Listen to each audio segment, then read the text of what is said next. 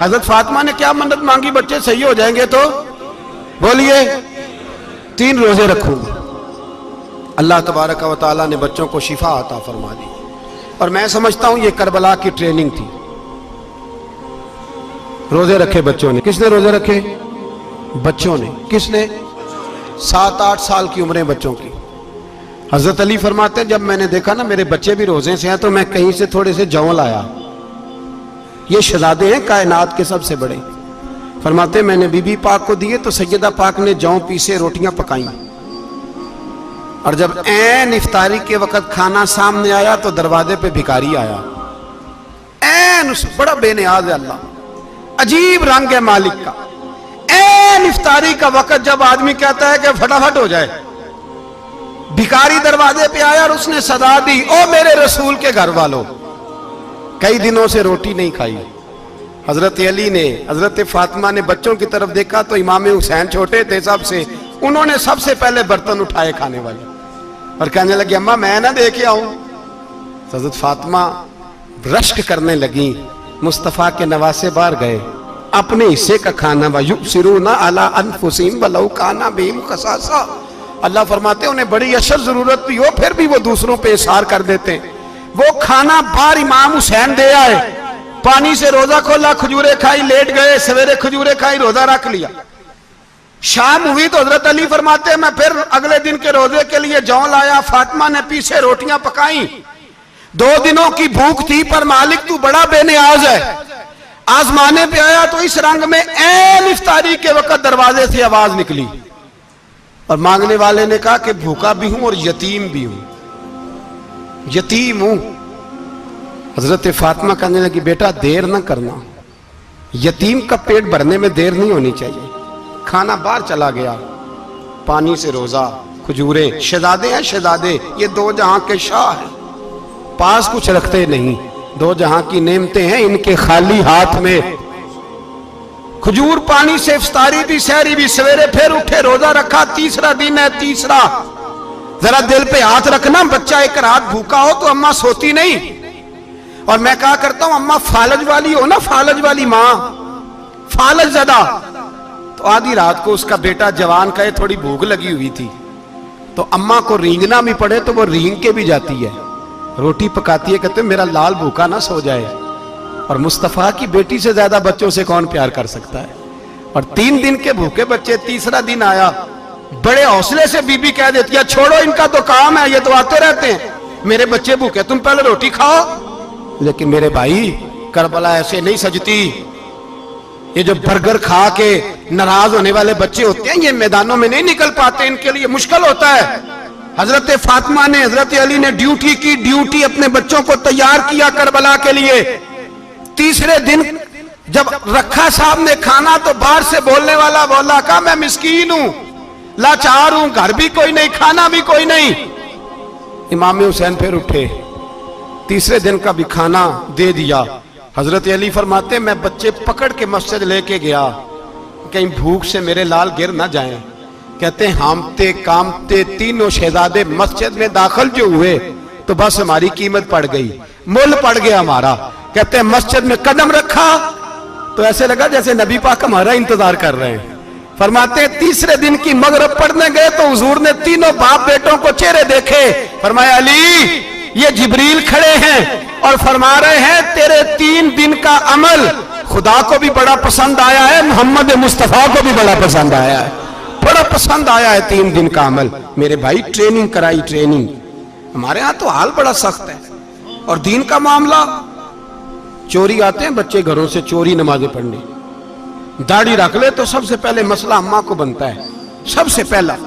انہوں نے ٹریننگ کی، دین کے لیے تیار کیا، ہمتیں بدھائیں، اور رسول پاک علیہ السلام نے خود اپنی بیٹی کی تربیت فرمائی، شہزادی کی۔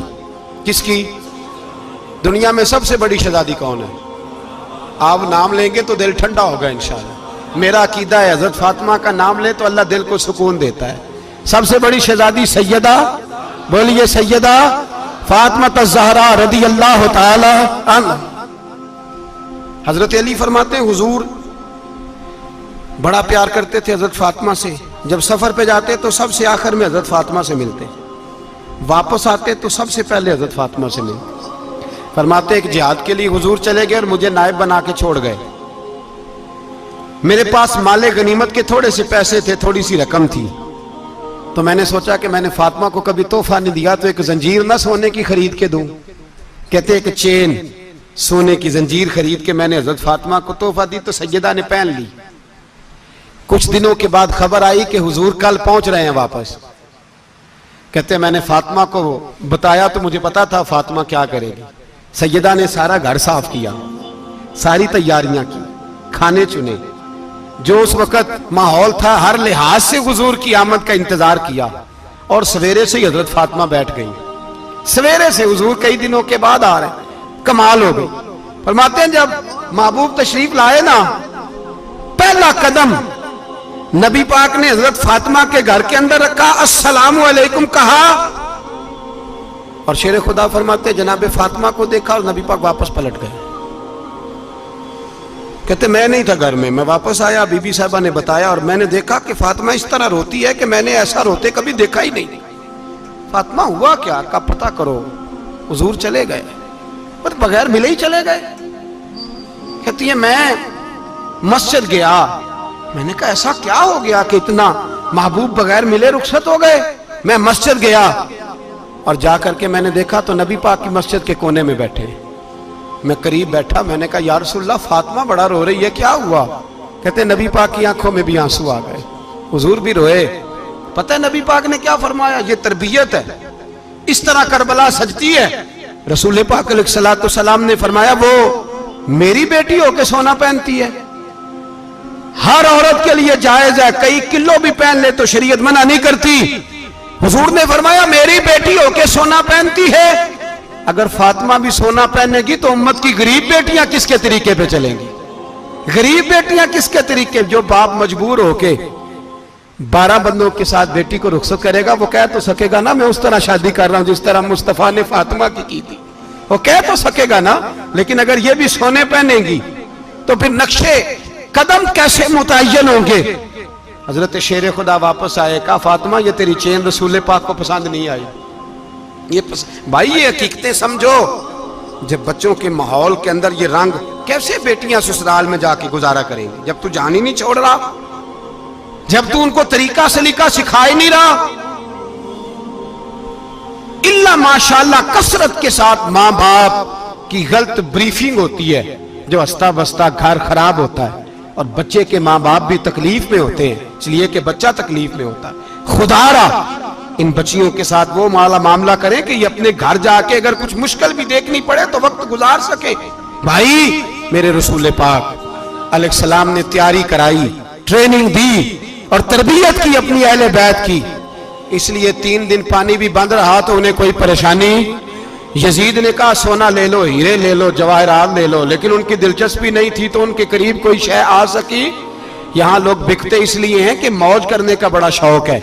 مکان بنگلہ کاریں پجارو یہ چیزیں پریشان کرتی ہیں تو لوگ بکتے ہیں. مضمون کو سمیٹنا ہے.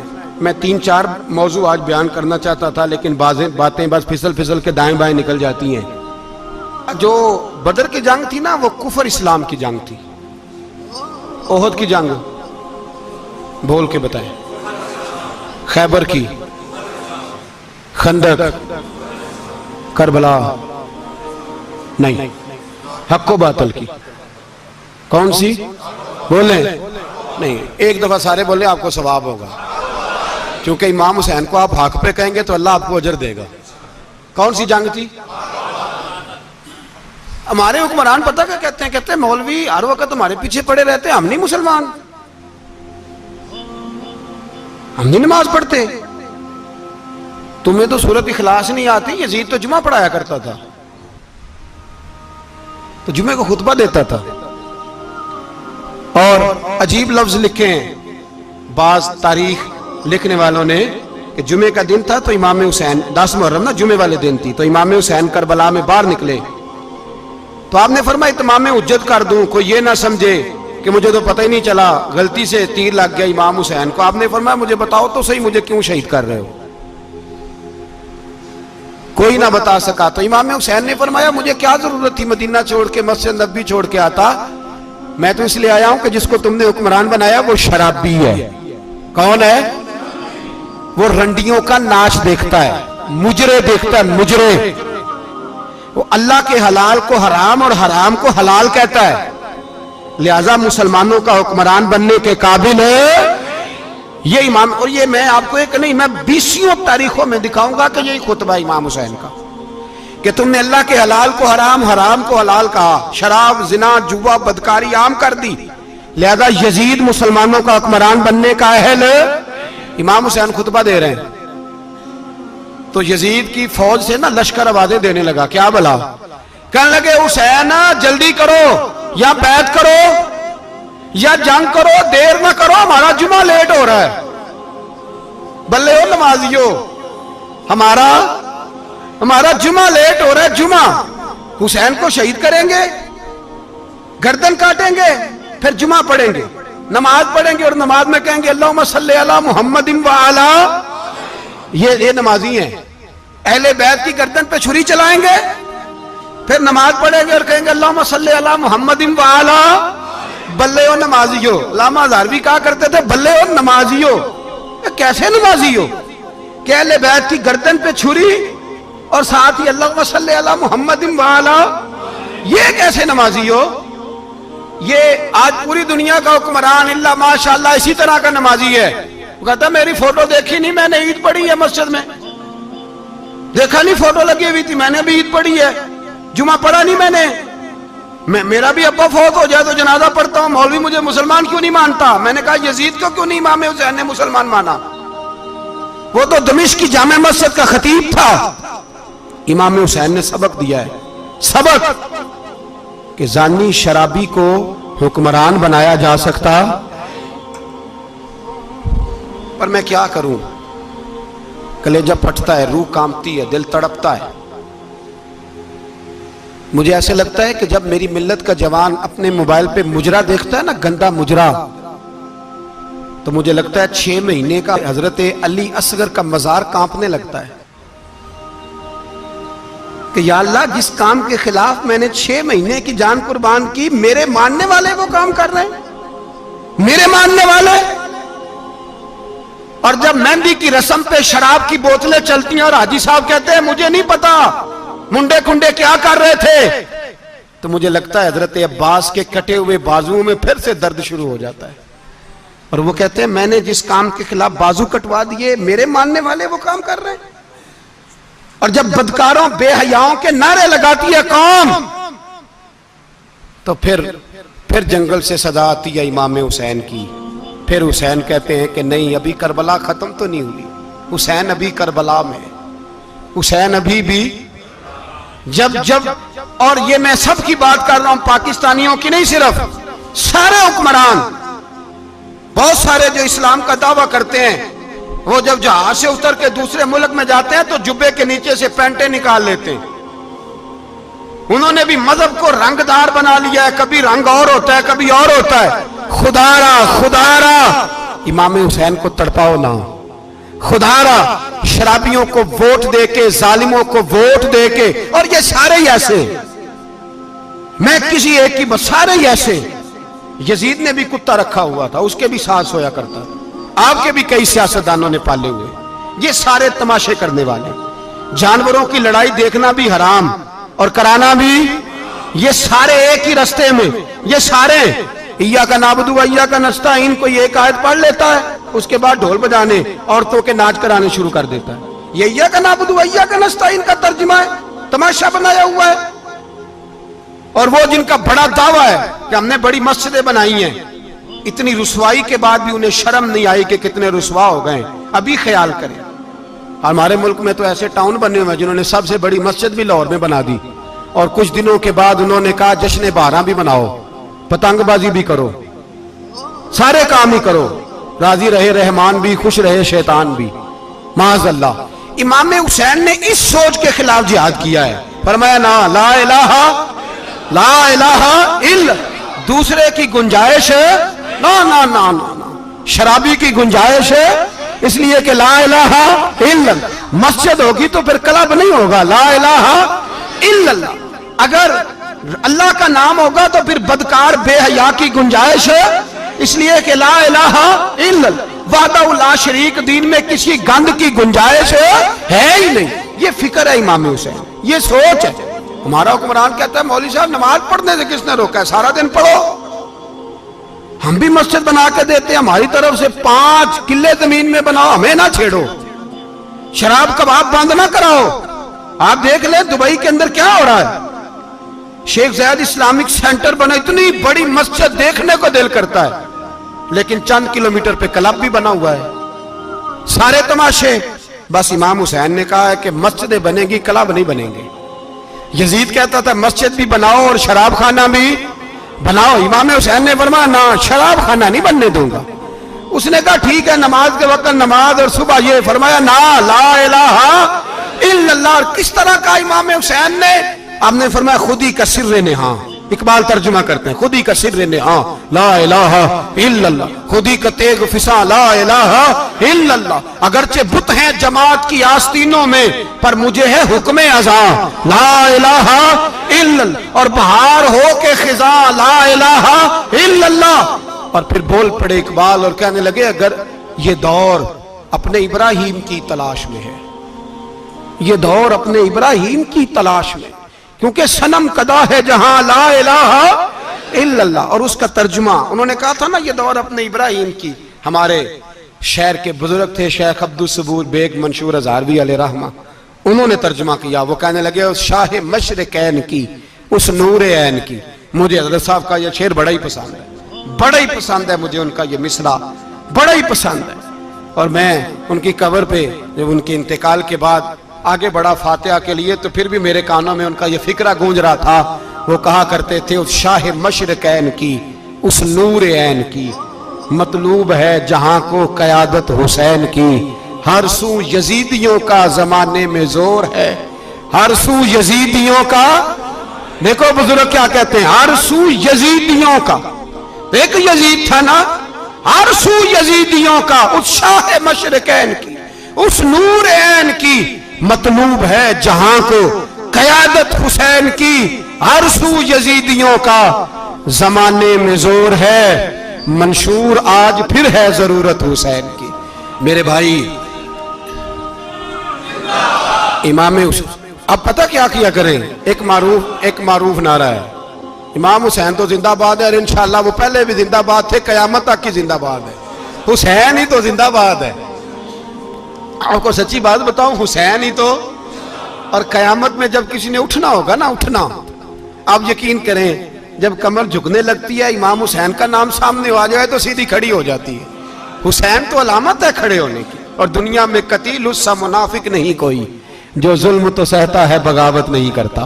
یہ امام حسین نے ہمیں بتلایا ہے کہ وہ منافق بے ایمان ہے جو ظلم سہے اور چپ کرے، یزیدی کے خلاف کھڑا نہ ہو۔ اس لیے ہم کہتے ہم سے نہ رقم ہوں گے قصیدے یزید کے، ہم لوگ تو حسین کے سیرت نگار ہیں۔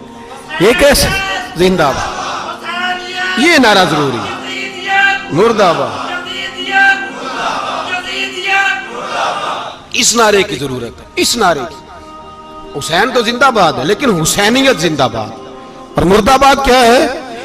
اس لیے کہ یزیدیت بھی مری نہیں، یزید مرا پر یزیدیت وہ سسکتی ہے، دم توڑتی ہے، پر کسی نہ کسی رنگ میں، کسی نہ کسی کی شکل میں اٹھ کھڑی ہوتی ہے۔ اسی لیے اقبال نے کہا ستیزہ کار رہا ہے ازل سے تا امروز، چراغ مصطفی سے شرار بولہبی۔ اس نے کہا ہر جگہ کہیں نہ کہیں حضور علیہ السلام کی روشنی سے کوئی نہ کوئی لڑنے کی، کھڑے کرو اپنے آپ کو۔ کیوں ظالموں کی مدد کرتے ہو؟ کیوں بے ایمانوں کے سپورٹر بنتے ہو؟ کیوں ان لوگوں کے نعرے لگاتے ہو جو یزیدی ہیں؟ حسینی بنو، حسینی بن کے زندہ رہو، کوئی کھا نہیں جائے گا، کوئی کھا نہیں جائے گا۔ یزید مر جایا کرتے ہیں اور حسینیت آج بھی زندہ ہے اور قیامت تک زندہ رہے گی۔ جو شرابی ہے، زانی ہے، بدکار ہے، اگر تو آپ کی تبلیغ پہ باز آ جائے تو ٹھیک، ورنہ آپ کا اس کے ساتھ دوستانہ رکھنا بھی حرام ہے۔ کیا فتویٰ دیا میں نے؟ حرام ہے، حرام۔ اگر آپ کا دوستانہ ہے تو پھر 9-10 محرم کو دیگ نہ پکانا چاول کی، اس لیے کہ امام حسین کو تیری بریانی کی کوئی ضرورت نہیں، تیری باسمتی اور چھوٹا گوشت سنبھال کے رکھنا گھر میں، کوئی حاجت نہیں. اگر شرابی کبابی زانی بدکار سے دوستانہ ہے, اگر محلے کے غریبوں کو گالی دینے والوں کے ساتھ تیری دوستی ہے تو پھر 10 محرم کو چاول کی دیگ بالکل نہ پکانا, اس لیے کہ یہ کوئی تماشا نہیں کہ دوستی قاتل سے بھی مقتول سے یارانہ بھی, کوئی مطلب نہیں اس بات کا. امام حسین کو ماننا تو پھر ڈٹ کے مانو, مظلوموں کے ساتھ کھڑے ہو جاؤ, غریبوں کے ساتھ کھڑے ہو جاؤ, برما کی بات کرو, برما کے مسلمان کی بات کرو, فلسطین, کشمیر, ان سب کے حق میں مسلمان اس وقت کھڑے ہوں گے جب سوچ حسینی ہو جائے گی, جب نظریہ حسینی ہوگا پھر کھڑے ہوں گے. 10 محرم ضائع نہیں کریں. اہل سنت کی علماء جہاں جہاں قرآن و سنت کی روشنی میں امام حسین کی بات کریں, جہاں جہاں بھی کریں, وہاں جا کے شریک ہو. ہم بھی ہر سال بیٹھتے ہیں امام حسین کی یاد منانے, اور اس طرح بیٹھتے ہیں کہ حسین ہمارا ہے, حسین ہے, اور انسان کو بیدار تو ہو لینے دو, ہر شخص پکارے گا ہمارے ہیں حسین.